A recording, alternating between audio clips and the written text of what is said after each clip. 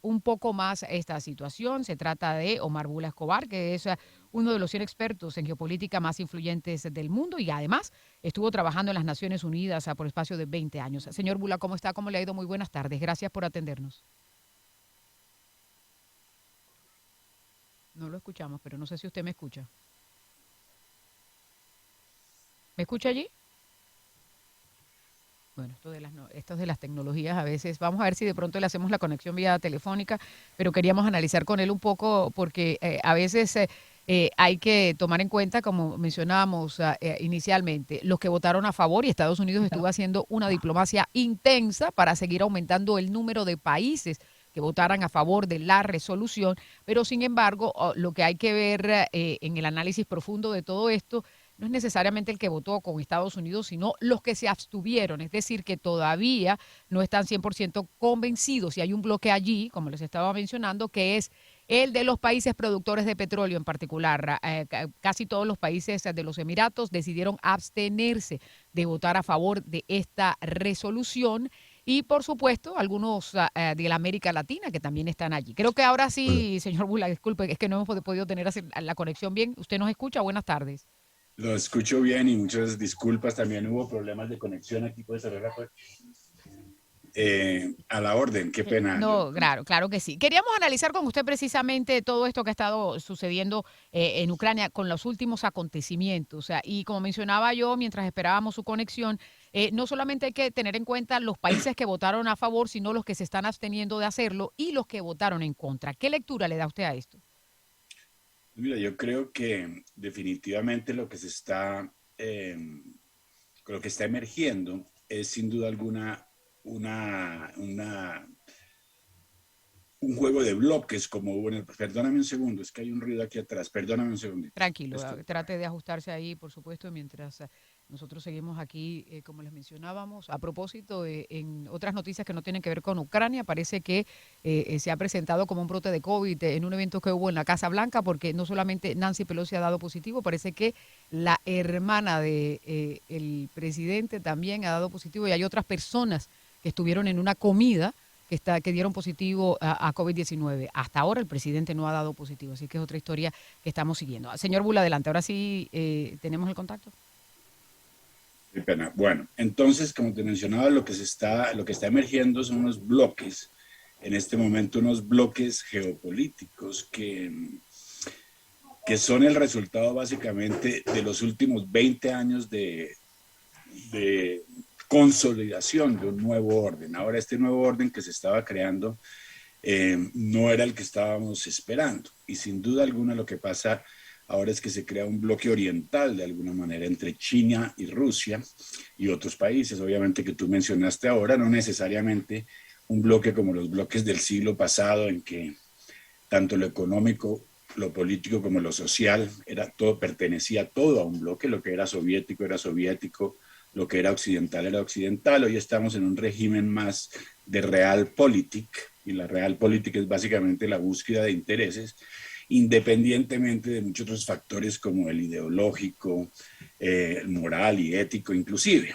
Entonces los países están buscando sobre todo reacomodarse en un mundo nuevo que se está dividiendo desafortunadamente, y esta división al mismo tiempo proviene de 3 décadas atrás, de un asunto que no se resolvió entre cuando se disuelve la Unión Soviética, y es el asunto que siempre ha estado de primero en la agenda de los rusos, que es la aproximación de la OTAN a Ucrania. En realidad muchos dicen que si desde un principio se hubiera garantizado la neutralidad de Ucrania en términos de estar tan cerca del territorio ruso, muy parecido, un contexto histórico diferente, pero muy parecido a lo que pasó en el 62 en la crisis de misiles, donde básicamente hay misiles al lado de la frontera de los Estados Unidos que apuntaban los soviéticos.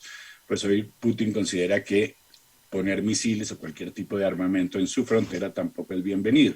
Entonces hay un ámbito más amplio que es el de la crítica de estos grandes movimientos tectónicos en los cuales Occidente empujó muchos a Oriente, y Oriente ahora está reaccionando. Y reacciona Rusia primero, por lo que acabo de mencionar, pero también reacciona la China, adhiriéndose en muchos respectos a Rusia. Y como tú dices, otros países como los países árabes, la reacción de los Emiratos Árabes desde un principio ha sido neutra.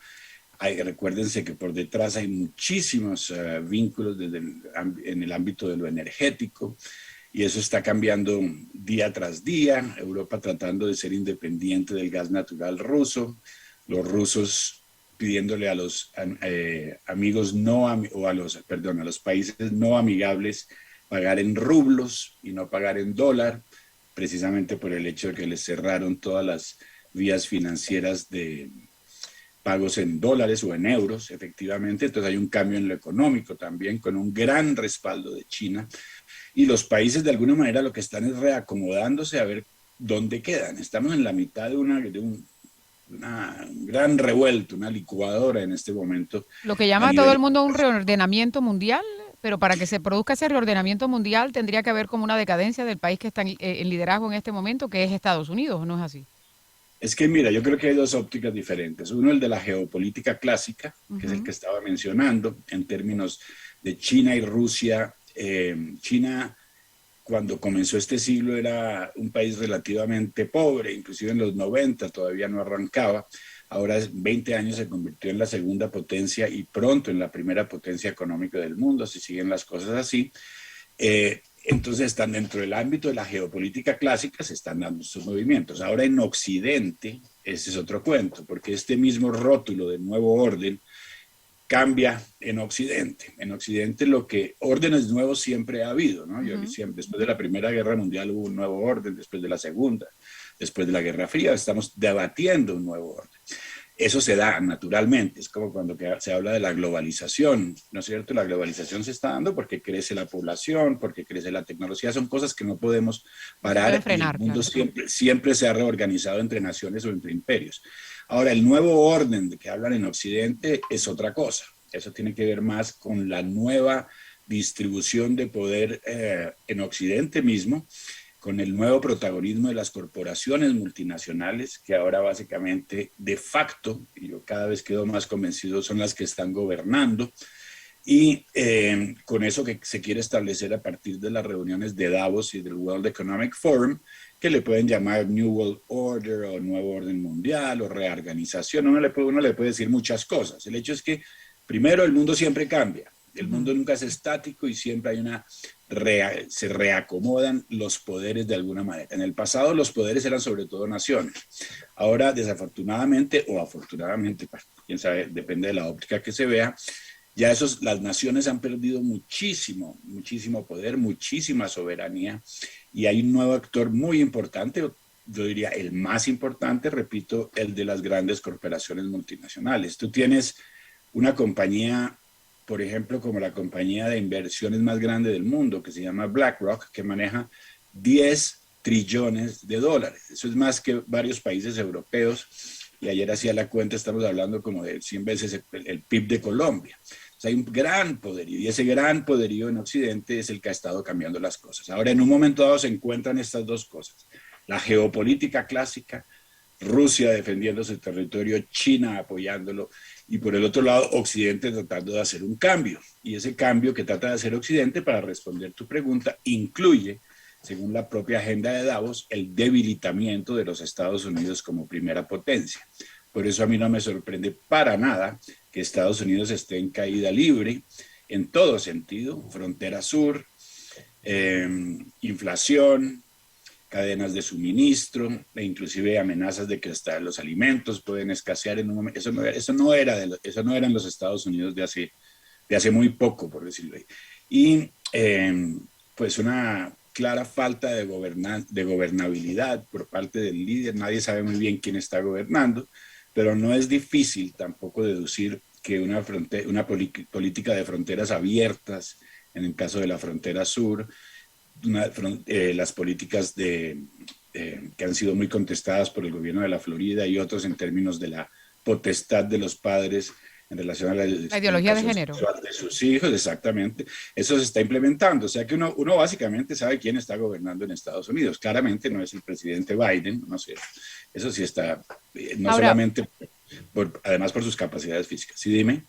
Quería también que me diera su percepción de lo que sucede con países latinoamericanos que también se abstuvieron, ¿no? Entre ellos Brasil y México, que son de los más grandes de Sudamérica y México, que está aquí en la, vecino de los Estados Unidos. El Salvador también decide abstenerse. ¿Usted cómo interpreta en particular lo de Brasil y lo de México? Porque lo de Venezuela, pues es obvio porque hay una conexión allí con Venezuela, con Cuba y con Nicaragua, ¿no? Pues mire, yo creo que cada país hay que mirarlo bajo el lente la lente adecuada. En el caso de Brasil, estamos viendo también el presidente Bolsonaro no ha sido exactamente el preferido de los Estados Unidos y sobre todo ni de la prensa, como lo fue Trump, el mismo caso, en los últimos años y no ha tenido una amistad desde el punto de vista y sí, de posicionamiento geopolítico muy grande con los Estados Unidos. La tenía con el gobierno anterior, este no. El presidente Bolsonaro es claramente, si uno lo quiere etiquetar, lo que las etiquetas son muy odiosas en general o poco adecuadas, pero él es antiglobalista, ¿no es cierto? Él defiende el Estado-Nación, él defiende la nación brasilera, él se opone a muchas de las cosas que pasan en Europa y Estados Unidos en este momento. Hay que recordar que es el país más grande y más poderoso económicamente de la región y que tiene unas dependencias muy grandes económicas y además acuerdos ya con Rusia. Uno de los ámbitos más importantes es de los fertilizantes, ¿no es cierto? Ujú. Rusia siendo uno de los principales exportadores de fertilizantes, este es uno de los temas que consideran todos los países, ¿no es cierto? En el momento en que se cortan relaciones con Rusia o relaciones económicas, pues los países se ven afectados y esto es una prueba de tantas que las sanciones que se le han aplicado a Rusia han afectado sin duda alguna en gran medida lo que pasa en Moscú, pero también han afectado al resto del mundo porque están rebotando. Bolsonaro en una óptica de realpolitik, como te lo mencioné, mezclada con esta necesidad de mantener a Brasil por fuera de todo este movimiento globalista, ¿no es cierto?, de fronteras abiertas. Bolsonaro ha sido, como digo yo, como dije yo, una especie de punching bag, ¿no es cierto?, después de que cayó Trump, porque no está de acuerdo con todos estos planes más globales. Y en ese sentido, primero que todo, aplica su realpolitik, salva a su país desde el punto de vista económico, pero además crea una alianza, ¿no es cierto?, que tal vez es más acorde a lo que es la defensa del Estado-Nación. En ¿Y el caso de América México? Latina tenemos a Argentina, Argentina sí se fue del otro lado. Dime, perdón. México que también está en esa misma columna que Brasil que decidió abstenerse. México es una cosa muy interesante, que México tiene frontera, ¿no es cierto?, con Ujú. los Estados Unidos. Ahora, es muy difícil saber cómo están realmente las relaciones. Yo creo que las relaciones de México con el presidente Trump, a pesar de haber tenido algunos bumps, algunos altos y bajos, se había estabilizado en el sentido de que ya había una política de migración relativamente clara, ¿no es cierto? El ejército mexicano filtraba a los migrantes, hasta en ese momento se había llegado a algún tipo de terreno plano de entendimiento. Ahora, en este momento la cosa está muy desordenada, tú no lo sabes, ¿no es cierto? Son millones de personas, no sé, ya se hablaban de 2 millones la última vez, creo que hay más, que han pasado por la frontera sur. Ahora el tránsito por México ya no está tan regulado como lo estaba en la época Trump por los compromisos entre ellos. Y entre otras cosas, México también tiene muy buenas relaciones con Rusia, ¿no es cierto? Las ha tenido desde mucho tiempo. Y adicionalmente y desafortunadamente hay otras consideraciones que hay que tener ahí, ya no desde el punto de vista de oficial del gobierno mexicano y del gobierno ruso, es también la presencia del crimen organizado Mm. ruso en México y en toda la zona del Caribe. Ahora, en el caso de Rusia, cuando se habla de Putin y del crimen organizado, se habla de una especie de acuerdo tácito en el cual Putin manda, pero el crimen organizado también tiene unos brazos a veces relacionados inclusive con su política exterior. Eso pasa, por ejemplo, en el caso de Venezuela y Colombia. O sea que uno no sabe en qué nivel, porque eso obviamente está detrás de las cortinas, pero uno sabe a qué nivel afectan tanto los acuerdos económicos que ya tiene México con Rusia, que también son bastante importantes, además de la influencia de otros factores como el de la propia el crimen organizado ruso. En América Latina hay otras, ¿no es cierto? Como tú dijiste, los antiguos aliados, Nicaragua, Cuba, Venezuela, etcétera. Pero lo que esto demuestra es, primero que todo, el abandono que hubo de América Latina durante los últimos 20 años por parte de los Estados Unidos, a pesar de ser contiguo geográficamente. Desde la época de Bush, primero se nos concentramos cuando Bush no se concentró la atención de la política exterior en Oriente Medio, Irak, Afganistán, etcétera. Después llega el presidente Obama, que cierra los ojos ante América Latina, se acerca a Cuba, obviamente promueve una penetración no solamente de Cuba y su ideología, algunos pueden estar de acuerdo, pero sobre todo del crimen organizado y los vínculos con la mafia. Cierra los ojos el presidente Obama ante la presencia de Hezbollah, publicado por la propia revista Político, que es más bien de tendencia demócrata, diría yo. Cierra los ojos porque quería firmar un acuerdo con Irán en ese momento, o sea que permite, básicamente, cierra los ojos ante el progreso del crimen organizado en América Latina. Hezbollah se une con las drogas, etcétera, y en un momento dado nos da, y Venezuela obviamente, pues ahí está Maduro, ¿no? Intacto desde hace varios años, con los aliados de la región muy jabonosos y muy frágiles. Colombia, que decía que Maduro salía en horas, llevamos 4 años, está más atornillado que nunca en el poder. No hubo, el Grupo de Lima no funcionó, China empezó a entrar.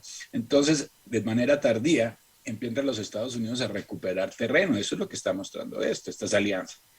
A acercarse a Venezuela, no tanto por el petróleo, yo creo que también era una de las preocupaciones de Biden, poder reemplazar ese déficit petrolero y por la subida de los precios, pero sobre todo a Venezuela por su locación, su situación estratégica y por la presencia de Rusia, quien es la que Rusia ha armado prácticamente a Nicaragua, a Venezuela y a muchos países de la región. Entonces Estados Unidos reacciona de manera tardía.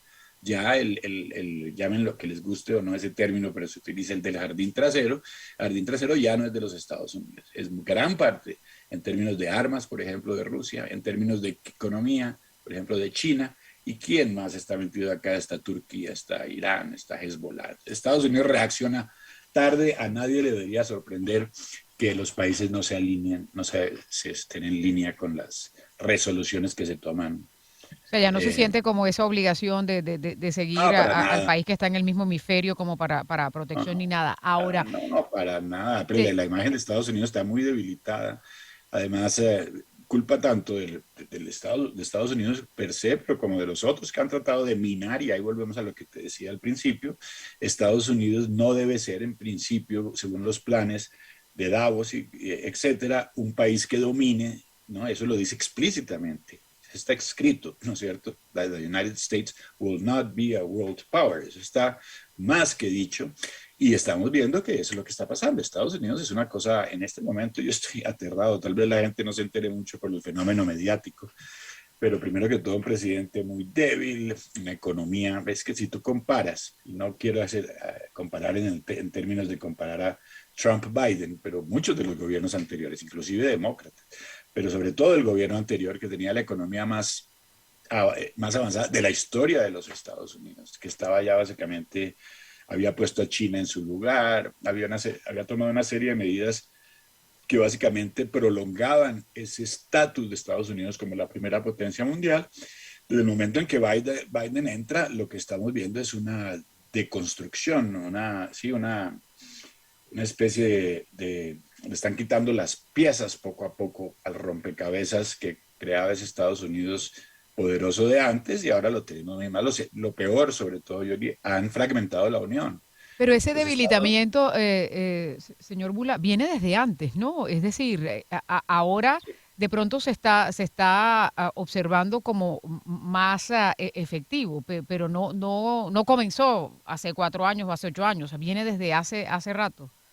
totalmente. Mira, si tú ves uno de los hitos que a mí me gusta usar para ver cuándo comenzó todo este momento globalista, ¿no? De globalización globalista, es el United Nations Global Compact. No el Global Compact on Migration, de migración, no. El Global Compact del sector privado, empresarial.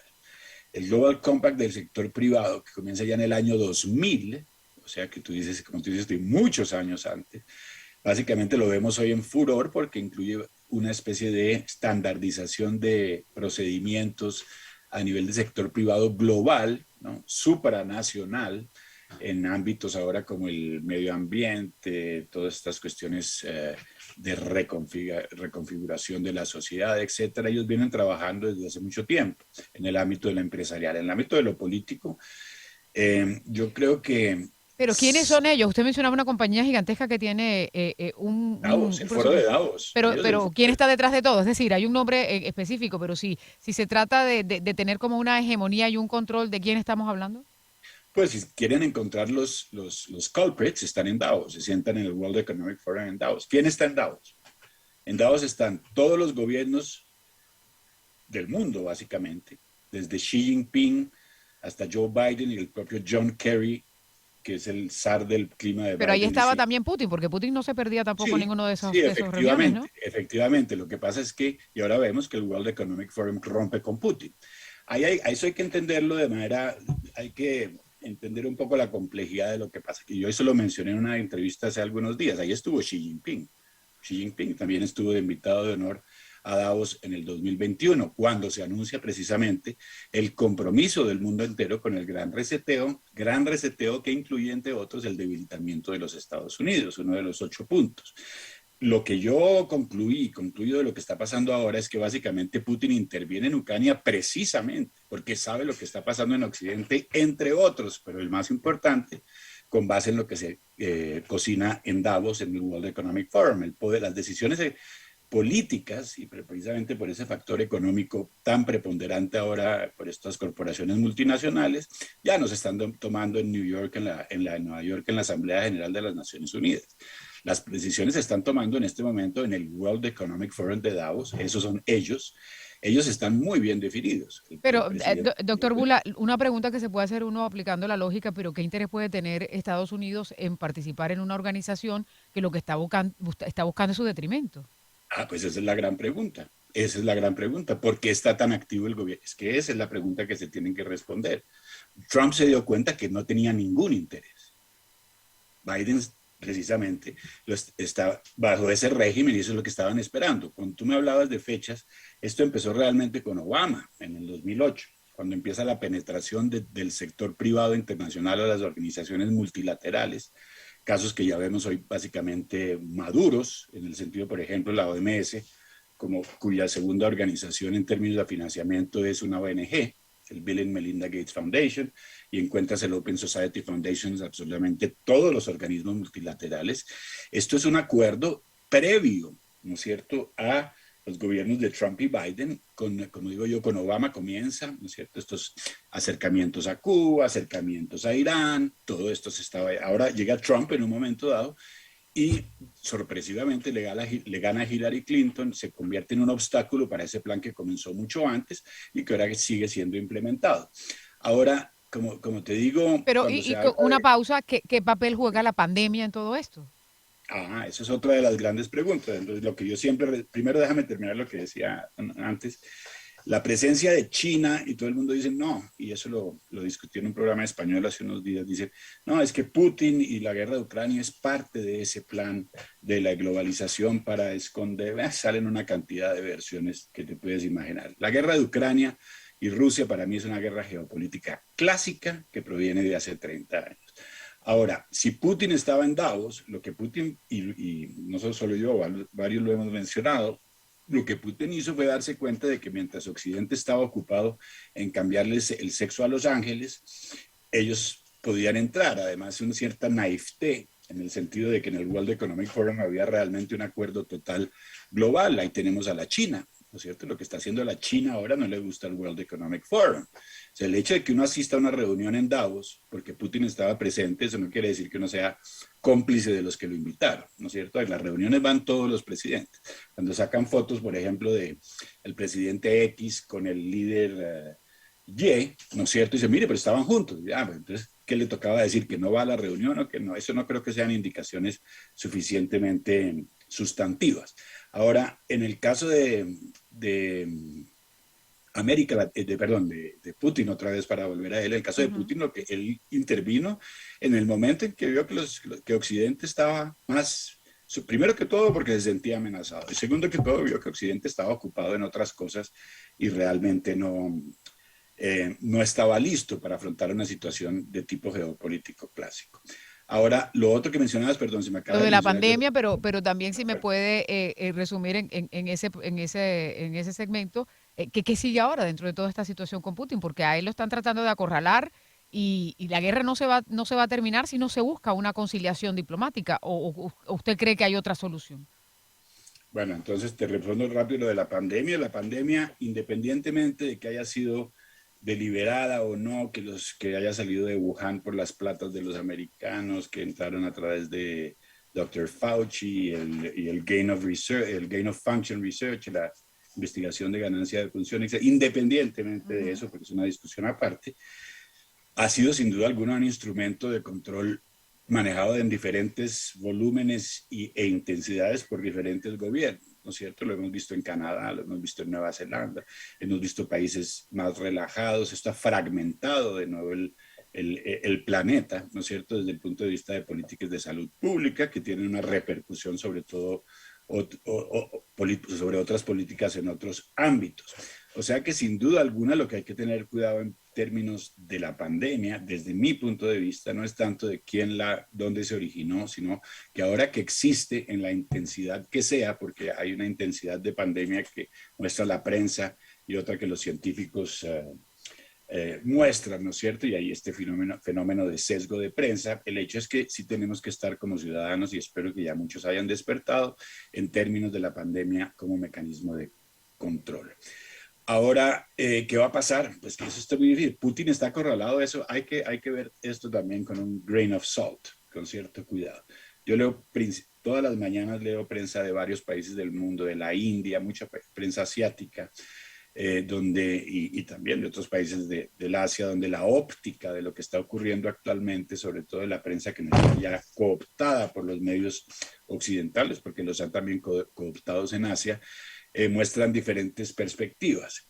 En la prensa occidental hay una especie de triunfalismo muy parecido a lo que pasa, y eso no es de extrañar. Cuando hubo la Segunda Guerra Mundial, la prensa fue clave en términos del reclutamiento de personas, el tío Sam, We Need You, también para la China, cuando estaba Mao Zedong, la prensa tenía que mostrar una especie de imagen hacia afuera, de victoria, de triunfalismo. Eso está pasando ahora acá. Yo no Ujú. creo que Putin, sinceramente, desde el punto de vista de territorial y desde el punto de vista de asegurar esos dos territorios de la provincia de Donbass, de Luhansk y Donetsk, él ha avanzado enormemente, ¿no es cierto? Aquí siempre se dice la resistencia, sí, la resistencia ha sido muy poderosa. Ahora hay dos tipos de resistencia en Ucrania. La resistencia del ejército formal, pero no hay que olvidar que en toda guerra hay dos bandos, hay muertos de los dos lados y además hay intereses diferentes. En el lado de Ucrania se sabe, y eso ya lo han mencionado varios periódicos occidentales, obviamente más de lado, hay estos grupos que declarados por el propio Departamento de Estado, como el C-14 y la Ujú. SOF, como grupos militando para la extrema derecha. Inclusive ese término de neonazi que se utiliza no se lo inventó nadie más que el Departamento de Estado, que los considera desde antes, porque esta guerra comenzó hace 6 años, hablando de Ucrania, comenzó en realidad en 2014, cuando cambian el gobierno, Rusia considera que es un golpe y hay una guerra permanente en la provincia, en Donbass, sobre todo en Donetsk, la cual no se reportó por la prensa. Pero los muertos de hoy los muertos no comenzaron hoy, comenzaron hace varios años en la provincia. Ahora, si uno lee el otro lado de la moneda, ¿no es cierto? Los rusos consideran que están avanzando, que los planes van como van, que el punto de vista económico también hay un juego muy grande en los que no se sabe quién va ganando y perdiendo. Como te digo, esa conversión esa necesidad de ciertos países que ya están considerando, como Hungría, que hace parte de la Unión Europea, pagar el gas natural o los combustibles que vende Rusia en rublos. Esto tiene unas incidencias gigantescas. El rublo se lo vincula al oro, perdón. Entonces se saca el dólar del, del picture, ¿no es cierto? Y quién está detrás también con muchos ánimos desde hace mucho tiempo de tumbar esa primacía del dólar que viene básicamente desde la creación de las instituciones de Bretton Woods después de la Segunda Guerra Mundial. El dólar es el que manda, sigue siendo la moneda de reserva de muchos países, pero como el propio Fondo Monetario Internacional mencionó, lo que estas sanciones en gran medida están creando es una fragmentación monetaria en el que algunos países y básicamente ralentizando el proceso de globalización económica. Esto tiene unas repercusiones gigantescas sobre todos los países del mundo en el sentido de fragmentar zonas monetarias, ¿no es cierto? El dólar manda en Occidente, el rubio y el oro y el yuan en otra parte, y eso ya está ocurriendo. Ya Pero está ¿y eso ocurriendo. desbarataría entonces esa idea original de Davos, o sea, de tener el control y la hegemonía? Total, eso es una cosa hiper interesante, y te voy a mencionar una cosa muy interesante. Larry Fink, que es el presidente de BlackRock, que la Ujú. menciona ahora de manera, la gente tiene que dejar de pensar en estas compañías como parte de una especie de conspiración, una compañía muy concreta, ¿no es cierto? Que está interviniendo y invirtiendo en todos los, Pero esa en todo, compañía es de origen americano. ellos son americanos originalmente, pero hay otros, ahí están, no son los únicos, ¿no? Es BlackRock, Vanguard, hay 10 compañías, pero BlackRock, por ejemplo, maneja casi 22% del capital global en los mercados financieros, son muy, muy poderosos, están definiendo las agendas, eso es lo que yo estaba mencionándole ayer en otra entrevista, el sector privado está prácticamente gobernando por proxy, ¿no es Pero cierto? Y los líderes que colocan en los diferentes países y si me permite, básicamente porque sé están que el tiempo es muy limitado, pero cuando uno escucha de estas sanciones que hoy en día se están haciendo específicamente a los políticos en determinados países, como se anunciaba incluso ayer aquí hacia Rusia, ¿eso qué implicaciones tiene? Teniendo en cuenta que hay esas cantidad de compañías que están como dominando el mundo. Sí, Todo te está decía como que es curioso. interconectado, ¿no? Mucho, nada deja de estar interconectado. Por eso es tan compleja la cosa. Y te decía, es muy curioso que el presidente de BlackRock, Larry Fink, salió a la superficie por primera vez en las últimas semanas, refiriéndose precisamente a que el proceso de globalización comercial que había estado básicamente avanzando desde el fin de la Guerra Fría se había parado en este momento y que de globalización, ¿no es cierto? Se habla de Ujú. globalización económica y hablando también de esa posibilidad de que el mundo empiece a decrecer económicamente por el hecho de que ya no hay esa concordancia o esa, por lo menos ese acoplamiento que había hasta antes de la guerra de Rusia con Ucrania. Ahora eso se rompió. A unos dicen eso es bueno porque les sacaban ese cuento del orden mundial, géneros, inmigraciones, etcétera, en Occidente. Pues sí, en ese sentido, pero por otro lado tampoco hay que subestimar a los otros, a los chinos y a los rusos. No tenemos mucho de dónde escoger, ¿no es cierto? Desafortunadamente. Ahora yo sí creo que los planes que habían comenzado desde hace varias décadas en términos de cambiar a Occidente, de cambiar la cultura occidental, de atacar los valores de Occidente, que fue parte de ese plan también, se ha ralentizado. ¿Qué va a parar? No va a parar. Yo creo que lo de la pandemia va a resurgir próximamente desde el punto de vista utilitario, no necesariamente de salud. Esos planes están siendo fraguados como tú misma dices, de hace décadas, inclusive antes, si uno se quiere ir más atrás en la historia, en términos de ese deseo de que haya una gobernanza global y haya pérdida de soberanía de los estados, etcétera. Estamos en la mitad de ese torbellino. En este momento vamos a ver qué sale de esto, pero eso es muy difícil, pero hay que sobre todo tener en cuenta ese fenómeno mediático, ¿no es cierto?, que sesga mucho el conocimiento. La gente tiene que ser muy curiosa en la era de la información si realmente tiene algún interés por la verdad. Si no le interesa, pues que se quede con lo que le cuentan. Y segundo que todo, que la complejidad de lo que está pasando hoy en día no se compara con la del siglo XX, porque No, hay y que no es otros, aislado tampoco, pero para porque nada, antes Lucy. Ahora, estaba la famosa frase que cuando Estados Unidos estornudaba, el resto del mundo le daba gripa, hola, pero ahora no, that's, un conflicto en Rusia con Ucrania nos ha demostrado que los graneros del mundo están paralizados, o sea, comienza a sentirse ya la hambruna en África, es decir, hay como un tú sabes efecto que dominó.